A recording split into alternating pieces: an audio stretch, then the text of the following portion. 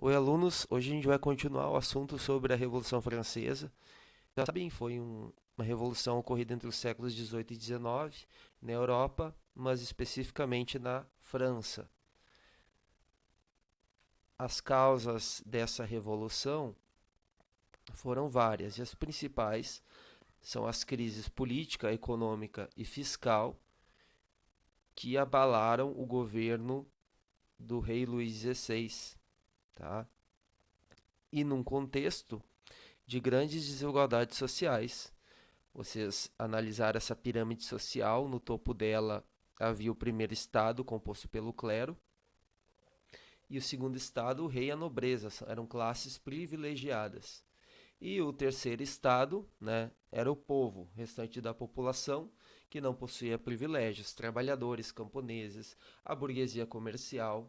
Lembrando, tá, que o conceito de estado que estamos usando nesse estudo sobre a Revolução Francesa, ele é diferente daquele quando a gente vai falar de um governo, né? Por exemplo, o estado do Rio Grande do Sul, o estado brasileiro.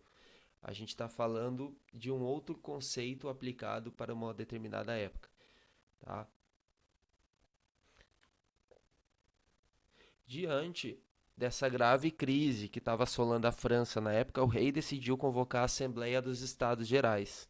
Embora ele tivesse um poder absoluto, né, o absolutismo que caracterizava os antigos regimes da época, o governo tinha uma assembleia que deveria ser consultada, né?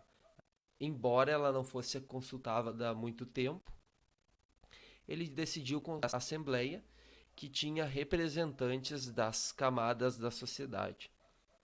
Então, o primeiro estado era o clero, o segundo estado a nobreza e o terceiro estado a burguesia e o povo. Lembrando que o primeiro e o segundo estado, como são privilegiados, eles possuíam muitos interesses em comum. E o terceiro estado, a burguesia e o povo, tinham interesses e ideias totalmente diferentes do clero e da nobreza.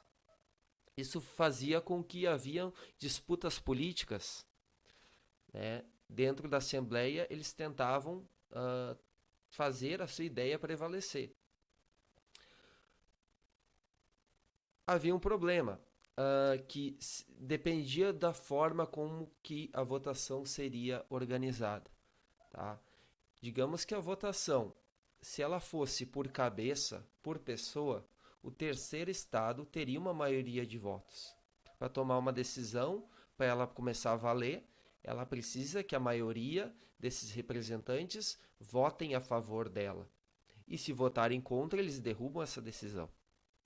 O terceiro estado, como maioria, teria essa vantagem, porque somente o terceiro estado já tinha mais integrantes que o primeiro e o segundo juntos.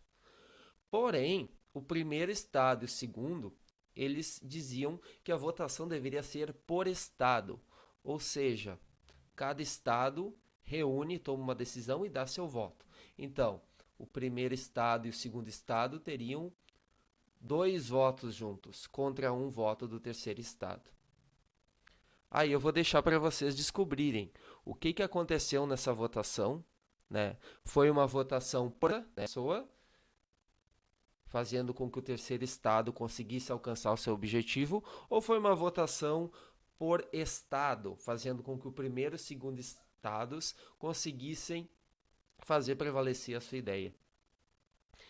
Isso vocês vão descobrir no momento em que lerem o texto que eu preparei para vocês. Então, a convocação dos Estados Gerais,